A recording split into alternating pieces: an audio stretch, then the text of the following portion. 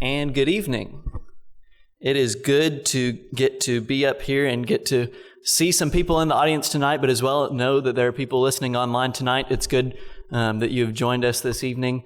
It is great to get to be here. I think it's been about 4 years since the last time I've spoken here. And that sounds weird to say because being my sophomore year of high school, that doesn't seem that long ago, but to now think that that was 4 years ago seems really crazy to me. So it's really good to have the opportunity to speak with you tonight as we kick off our summer education series. And if you would, open your Bibles to the book of Numbers, and that is going to be where we begin this evening. When my dad first told me, Michael, I'd like for you to speak on the book of Numbers, I got really scared because I'm really bad at math, and I didn't know how that was going to work out. But thankfully, once he told me it was the book of the Bible, the book of Numbers, I felt a little bit better about the situation. But the first 4 chapters of Numbers is where we're going to begin this evening. But I kind of want to backtrack just a little bit before we get into the text and sort of explain what's been going on beforehand. So as we know, Moses, the leader of the Israelites, had just before this gotten the Israelites out of the land of Egypt. We know the 10 plagues, we know those stories, and we know how Moses led the Israelites through the power of God as they split the Red Sea. They were able to get out of the hands of Pharaoh. We know after that in Exodus chapter 20, the story of the 10 Commandments, where Moses goes up on Mount Sinai and how the people decided to build a golden calf. And we know how angry God was about that. We know how angry Moses was about it, that he broke the tablets in two.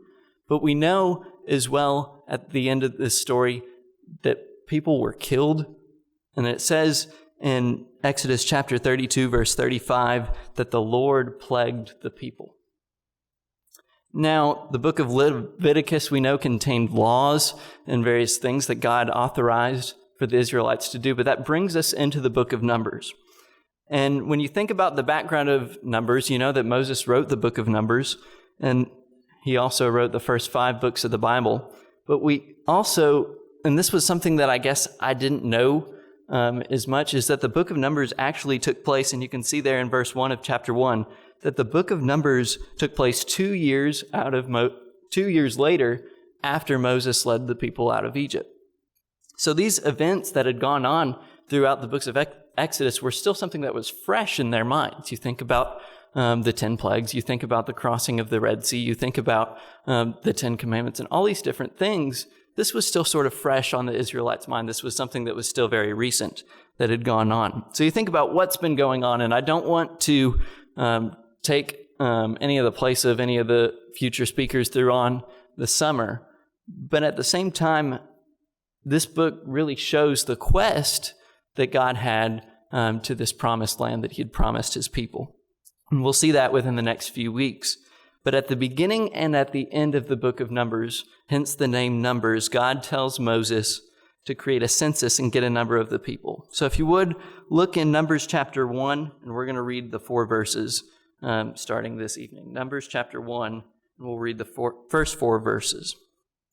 Now the Lord spoke to Moses in the wilderness of Sinai, in the tabernacle of meeting, on the first day of the 2nd month, in the 2nd year after they had come out of the land of Egypt, saying, Take a census of all the congregation of the children of Israel, by their families, by their fathers' houses, according to the number of names, every male individually, from 20 years old and above, all who are able to go to war in Israel. You and Aaron shall number them by your armies. And with you there shall be a man from every tribe, each one the head of his father's house. And I'll stop there because I think it's important in these first few verses to see, yes, God tells Moses to take a census of the people, but God gives him specific directions on how to do that and how to him and Aaron are to both count. And you can see that in verses 2 to 4. And Moses does as God has told him to do. But if you look down in verse 46 of that chapter, it says that there was a total of 603,550 people. That's a lot of people. And you might think, why in the world would God tell Moses to count all the people and to know that there was this big of a number? That's a big number, that's great, but why in the world is this information important to us? Well, I want you to turn to Genesis chapter 12. Genesis chapter 12, we know, is the story of Abram, also known as Abraham. But when you think about in Genesis chapter 12, in the first 2 verses, it says, "Now the Lord said to Abram, go from your country and your kindred and your father's house to the land that I will show you, and I will make of you a great nation. I will make your name great so that you will be a blessing." You think about that great nation that was promised to Abraham, and that great nation we know is the Israelites. That 603,550 people was that great nation that was promised to Abraham. So we know that through this, you might think that number is big, that number is crazy, but it was to show that that promise was kept. Show that God keeps his promises, and the promise that God gave to Abraham tells him that he's going to have a great nation, and those numbers confirm that. But God is keeping his promise that he made, but also think about in Matthew chapter 1, that genealogy all the way dating back from Abraham, and how it mentions and how the Jews were it was so important for them to keep that genealogy. And it was sort of the same thing with this number here, that you see that it was important that this number was to get out, because that kept the promise. That kept the promise. The same promise that we see that Jesus would come into the world, we see that same promise, that same emphasis there on the number of people, showing that that great nation is there. But what is crazy to me is there's a tribe that's not even mentioned in that census, in the census that's there in chapter 1. And the tribe is the Levites. So you might be thinking, Michael, why would they leave the tribe of Levi out of that? Well, if you look in chapter 3, I think it'll help explain that a little bit. So Numbers chapter 3, and in some of these verses, especially verses 3 through 5, I want to bring to attention here. Verse 5 says, "The Lord spoke to Moses, saying, bring the tribe of Levi near, and present them before Aaron the priest, that they may serve him. And they shall attend to his needs and the needs of the whole congregation before the tabernacle of meeting, to do the work of the tabernacle. Also they shall attend to the furnishings of the tabernacle of meeting, and to the needs of the children of Israel, to do the work of the tabernacle." So God, throughout this chapter, in verses 21 through 38, also mentions all these things that the Levites had to do, all the jobs that the Levites had been given, that God says here that they're going to be doing. And he goes through each of the sons of Levi and says, I want you to do this, I want you to do this, I want you to do this. And he goes through and explains that, and we're not going to take the time to read all of that. But I think it's interesting to see in verse 39 of chapter 3, it says that there were 22,000 of them that had these specific jobs that were lined out for them. And chapter 4 goes on in even more details on what the sons of Levi must do, and also mentions the number of the older men, ages 30 to 50, and how that there was 8,580 people involved in that. That's a lot of people. So you must be thinking, okay, you've talked about chapter 1, you've talked about chapter 3, you've talked about chapter 4. Chapter 2 is where we're going to hit on the most tonight. And I think there's a concept in chapter 2 that I think is really important that we talk about tonight. And let's start in chapter 2, verses 1 and 2. Chapter 2, verses 1 and 2. "And the Lord spoke to Moses and Aaron, saying, every one of the children of Israel shall camp by his own standard. Besides the emblems of his father's house, they shall camp some distance from the tabernacle of meeting." And you might think this seems sort of odd. Why would you mention these verses? But if you look in verse 3, it says on the east side, some tribes are going to be there. In verse 10, it says the south side, some tribes are going to camp there. It says in verse 18, on the west side, some camps are going to go there. And in verse 25, it says that there's going to be tribes on the north side. So that there are tribes all the way around the tabernacle. Now you think, well, why in the world would these tribes all be around the tabernacle? And to that answer, I have, if you would, to turn to back to Exodus chapter 40.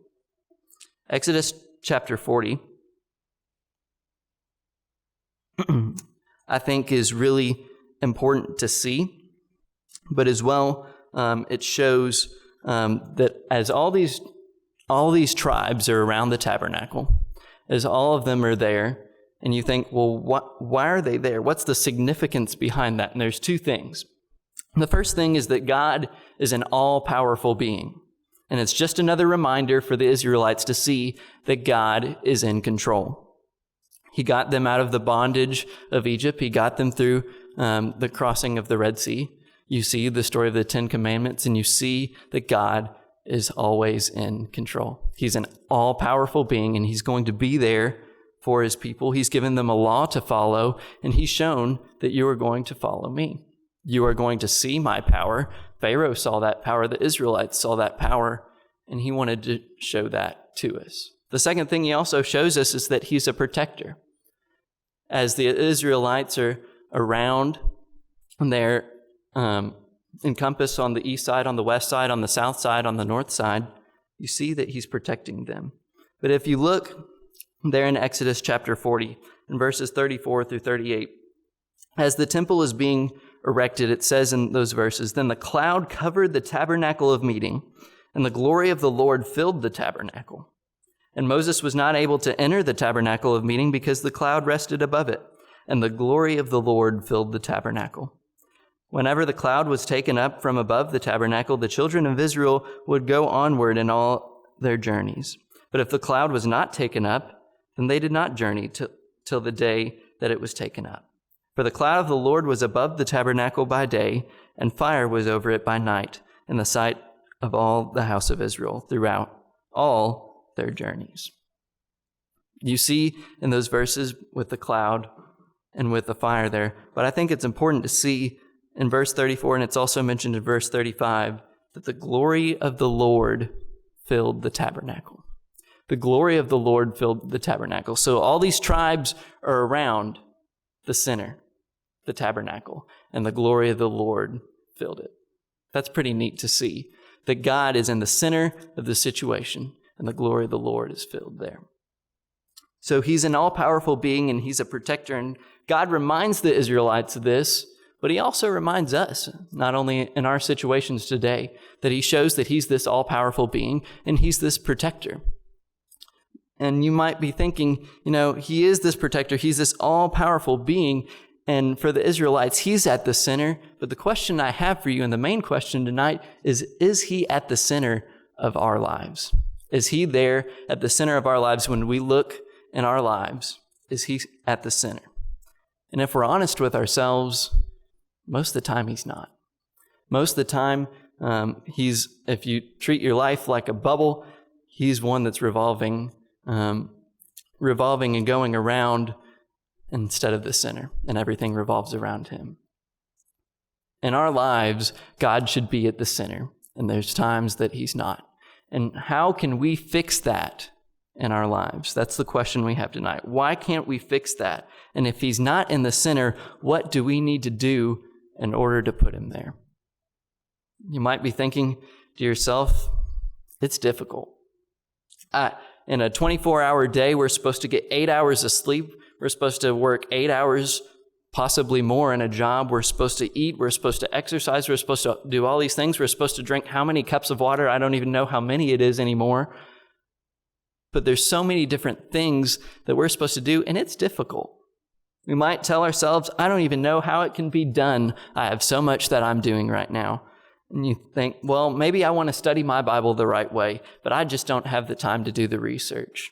Maybe I can't find quiet time. Maybe I don't even know what I can do because I'm so busy I can't just breathe and have a time to relax. And you know what we tell ourselves sometimes? We say, God understands. And it makes ourselves feel a little bit better. And as much as that is true in some situations that God understands us, I think it's important that we be really careful.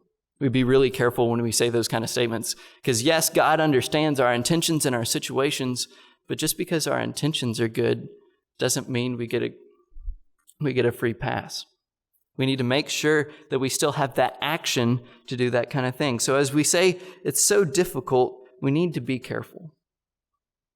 Recently, a documentary came out about Michael Jordan, which is, even though it wasn't really my era growing up, I was still really interested in it, hearing about Michael Jordan as I grew up.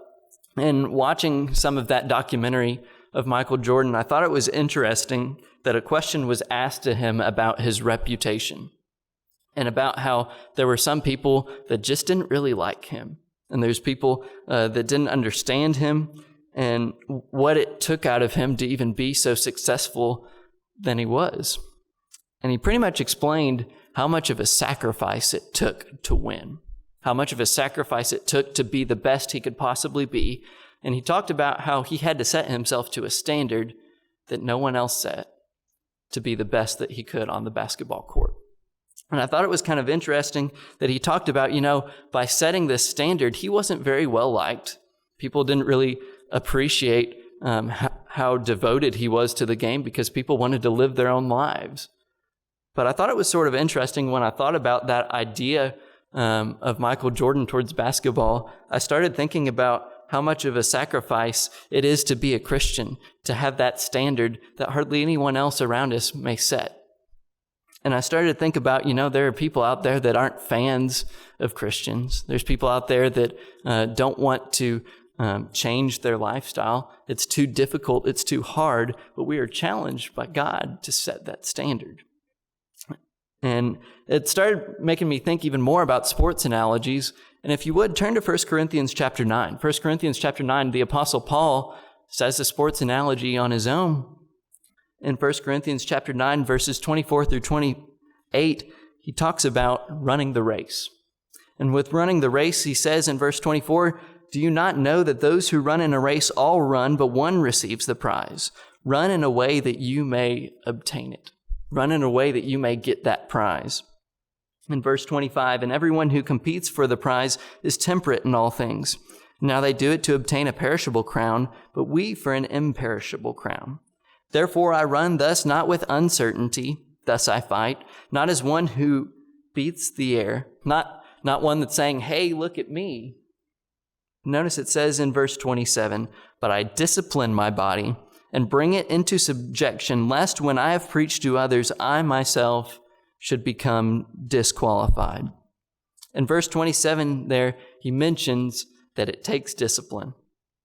He had to discipline his body. And you're talking about the Apostle Paul here, the one of the greatest Christians that people would say of all time, said it took discipline.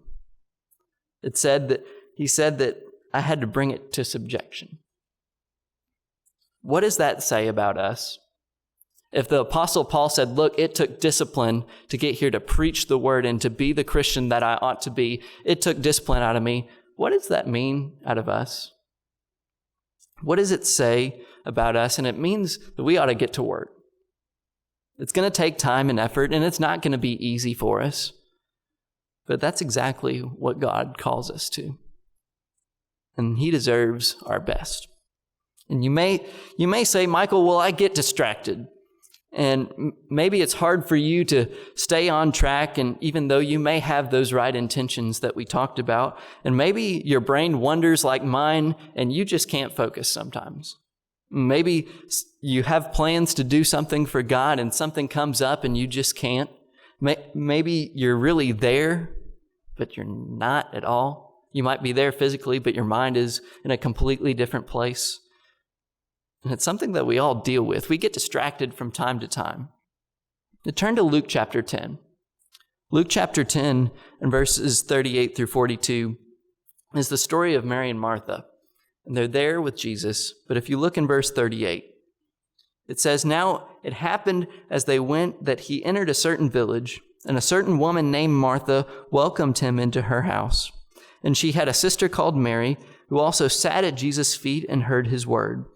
But Martha was distracted with much serving as she approached him and said, 'Lord, do you not care that my sister has left me to serve alone? Therefore, tell her to help me.' And Jesus answered and said to her, 'Martha, Martha, you are worried and troubled about many things, but one thing is needed, and Mary has chosen that good part, which will not be taken away from her.'" So what do you take away from this story? In this situation, Martha hears the words of Jesus. It says there in verse 38 that she had heard Jesus' words. She sat down at Jesus' feet, heard his word. But if you notice Later on, she's distracted, and she even becomes annoyed at the fact that she was the only one serving. Were her intentions good? Yeah, they were great. She wanted to serve, but was she focused upon the right thing? She wasn't. She wanted to serve, but she didn't have the right intentions, and she got distracted from Jesus. She got distracted from what her mind should have been set on. Just because you want to do what Christ has asked of you doesn't mean you're better than anyone else. Let me say that again. Just because you want to do what Christ has asked of you doesn't mean you're better than anyone else. Christ is focused upon the action, and so should you. Christ is focused upon the action, and it's not just saying, look, I wanted to do this, but I just didn't get the opportunity to do it. God is saying it's the action that I want to see. And you must power through. You must have that ability to say, I'm going to spend the time and effort to do this because this is what I've been called to do. Maybe you sit back and you're honest with yourself and you say, you know what? I don't want to give up what I'm doing. My life right now, it isn't great, but it could be, a whole lot worse. Maybe you sit back and you're honest and you just say, you know what? I just don't want to change. Life seems so busy right now, and even in the midst of the virus going on, I don't know if I want to go back to the life that I was living. Maybe right now is just working out, and it just seems like so much work to have to do that kind of thing. Maybe the life of the world is treating you well, and if you're honest, you really don't want to stop it, and you don't want to start climbing back the other direction. We've all been there. In Luke chapter 18 is the story of the rich young ruler. And in the story of the rich young ruler, Jesus is there, and the ruler comes to him, and he says in verse 18, "Good teacher, what shall I do to inherit eternal life?" In verse 19, it says, "So Jesus said to him, 'Why do you call me good? No one is good but one, that is God. You know the commandments: do not commit adultery, do not murder, do not steal, do not bear false witness, honor your father and mother.' And he says, 'All these things I have kept from my youth.' So when Jesus heard these things, he said to him, 'You still lack one thing. Sell all that you have and distribute to the poor, and you will have treasure in heaven. And come, follow me.' But when he heard this, he became very sorrowful, for he was very rich." Maybe your downfall isn't giving to the poor like the rich young ruler was. Maybe your struggle, the thing that is holding you back, it said that he only lacked one thing. What is that one thing holding you back? Maybe it's evangelism. Maybe it's an active prayer life. Maybe it's an active study life. Whatever it may be, fill in the blank with what you struggle with. Maybe you only lack one thing.